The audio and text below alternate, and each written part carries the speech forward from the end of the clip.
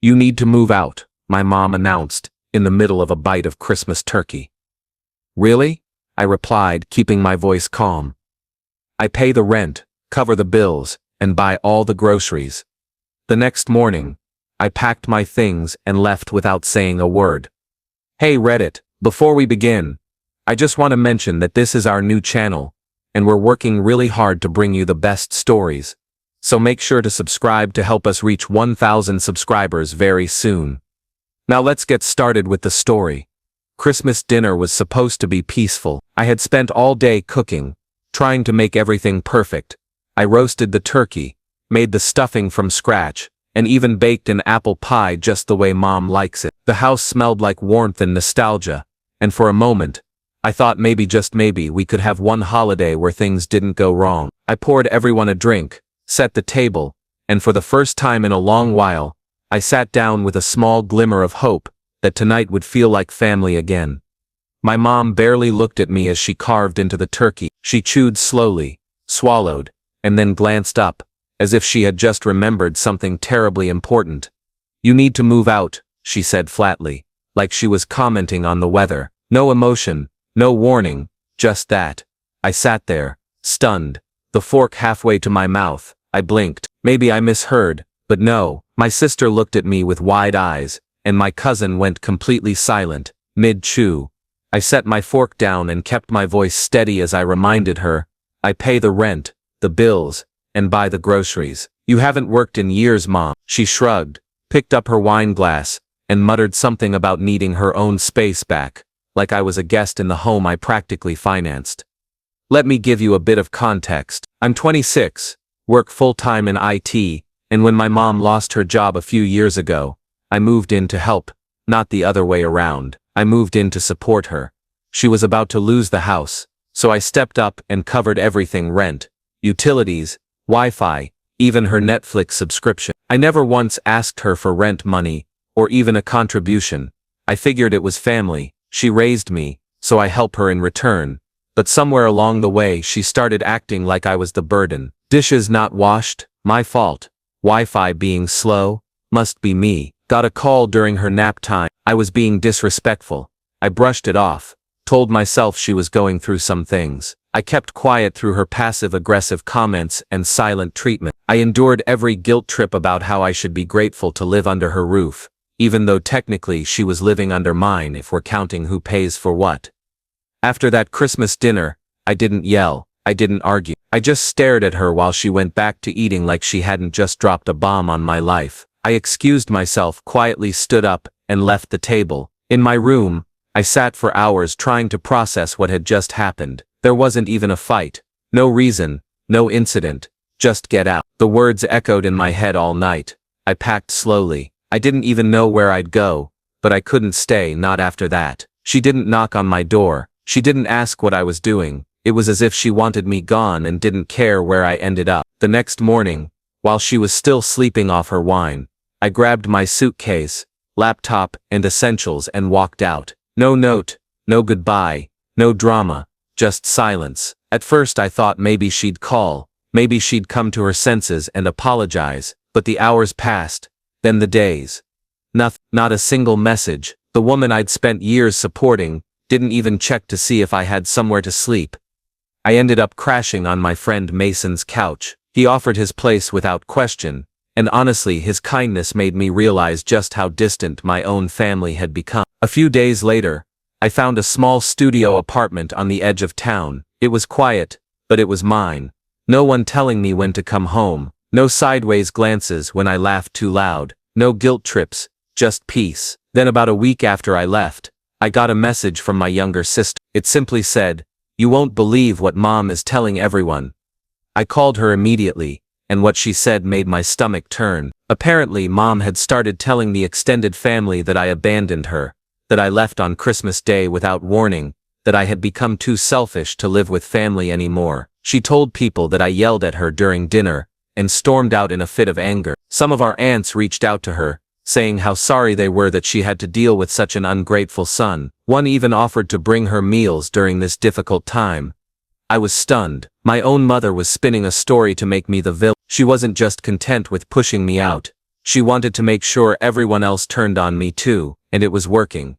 My uncle unfollowed me on Instagram, my cousin removed me from a group chat, all because of a lie she told to protect her own image.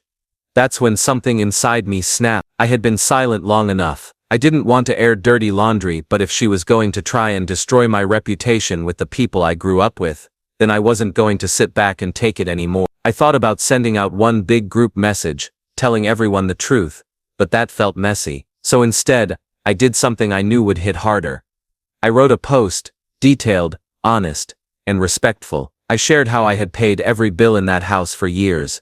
How I never once asked my mother for anything, and how on Christmas night, after serving her the very meal she's now telling people I walked out on, she told me to move out. I didn't badmouth her, I just laid out the facts and let everyone draw their own conclusions. I posted it and logged off. What happened next? Let's just say I didn't expect the storm that followed.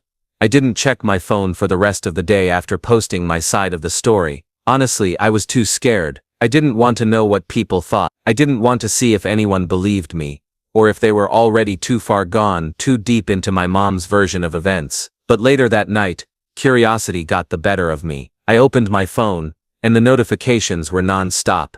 Messages, missed calls, comments, more than I ever expected. The first thing I noticed was a message from my Aunt Lisa. She'd always been the most level-headed of the bunch, and she said she was shocked. She told me my post had opened her eyes, and that she was sorry for believing the word. She admitted that Mom had always had a tendency to twist the truth when things didn't go her way, but no one ever challenged her. Aunt Lisa apologized for jumping to conclusions, and told me if I ever needed anything, her door was open. I didn't realize how much I needed to hear that until I did. One by one, other relatives started reaching out. Some were apologetic, others just silent, but obviously realized they'd been misled. My cousin Caleb messaged me saying, "You know, we always knew something was off about how your mom treated you." That hit me hard, because even though I had lived through it, I always told myself I was overreacting. It felt validating, painful, but validating. But the real explosion came when my mom saw the post. I didn't tag her, but someone must have sent it to her, because the next morning, I woke up to a flood of messages from her. She started off with guilt-tripping texts. "I can't believe you'd humiliate me like that." Then she escalated into outright anger. "You twisted everything. I never said you had to leave. You chose to. You're just making yourself the victim, as always." And finally, the ultimate fallback. "After all I've done for you." That last part made me laugh in a bitter sort of way. I never responded. There was nothing left to say. She had her chance to speak like an adult. She chose to lie instead. For the next few weeks, the dust slowly settled. I stayed in my new apartment, and finally started to feel like I had a life of my own. No eggshells, no tension, just free. I bought a small second-hand couch, a table, a coffee maker. I started cooking meals just for me, binging shows without headphones on, and sleeping peacefully. It was weird at first, too quiet, but I learned to love the silence. I didn't realize how much noise I'd been living with until it was gone. Then out of nowhere, my younger sister asked to meet up. We hadn't talked much since I left, mostly because she still lived with Mom and didn't want to be caught in the middle, but now she looked tired. She said she wanted to talk in person, so we met at a little cafe downtown. After some awkward small talk, she finally opened up. She told me things had gotten worse since I left. Without me covering rent, Mom had started missing payment. The power had been shut off for a day before she scraped enough together to pay it. She'd even tried asking our grandmother for money, but Grandma refused. My sister said Mom was spiraling, blaming everyone else, especially me, for her situation. But she also said something else. I wasn't expecting it. She said, "You did the right thing by leaving. You should have left sooner." That hit me harder than I can explain. Coming from the only other person who had lived under that same roof, her words felt like a release, like someone finally saw the full picture and didn't try to sugarcoat it. She told me she was thinking about leaving too, once she could figure out how to afford it. I told her that when she was ready, I'd help her however I could. Not financially, I couldn't afford that again, but emotionally, I wasn't going to abandon her like I had been abandoned. A few days later, I got a knock on my apartment door. It was Mom. She stood there with a forced smile, holding a store-bought pie in her hand, like that would erase everything. I didn't even open the door fully. I just stepped outside and stood in the hallway. She started talking, saying how she missed me, how things weren't the same, how maybe we could have dinner sometime and talk. I asked her if she came to apologize. She paused, then said, "I don't think I need to. I think we both made mistakes." That was all I needed to hear. I shook my head, told her I wished her well, and closed the door. I didn't slam it, I didn't yell, I just closed it, because after everything, I realized I wasn't angry anymore. I was just done. I had spent years trying to be the good son, the responsible one, the peacekeeper. I had sacrificed my comfort, my money, and my mental health to support someone who never appreciated it. But now, I was free. The post I wrote stayed up. I never took it down. It wasn't for revenge. It was for the truth. I didn't care if Mom saw it as betrayal. The real betrayal was what she did that night over turkey and wine, and everything that came after. It's been months now. I've redecorated my apartment with little things that make it feel like home. I see my sister sometimes. We go out for coffee, and she updates me on her plan. I know she'll get out too. She's strong, stronger than even she realizes.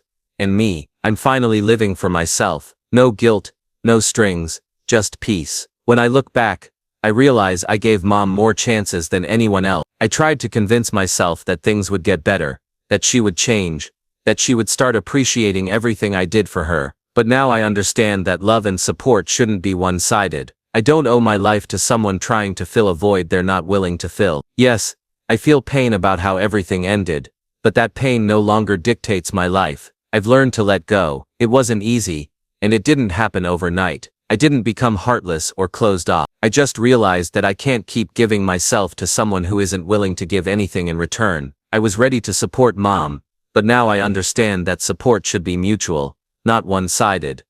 Over time, I began building a new life. I'm no longer afraid of making mistakes. I've learned to be more independent, self-sufficient, and that has brought me freedom. Freedom to think, to make choices, to walk my own path without having to fit into someone else's expectations. I don't have to be what others want me to be. I decide who I am and who I want to be. And while challenges still come my way, I'm confident that I can face them. My relationship with my sister has grown stronger. We don't see each other often, but every time we meet, I feel her support. She started making her own decisions and fighting for her happiness. It inspires me and reminds me that family is not just about blood, but about those who stand by you through tough times. I'm not perfect, and my life isn't either, but I'm proud of how I handled this situation. I stopped being a victim of other people's decisions, and I began living for myself. I no longer let anyone decide for me what's important to me. I stopped being tied to a past that no longer holds power over me. Life goes on. I know that many changes and challenges await me, but now I'm ready to face them, with an open heart and a clear mind. My story isn't about revenge or anger. It's about how important it is to take control of your life, and not be afraid to move forward, no matter what happened in the past.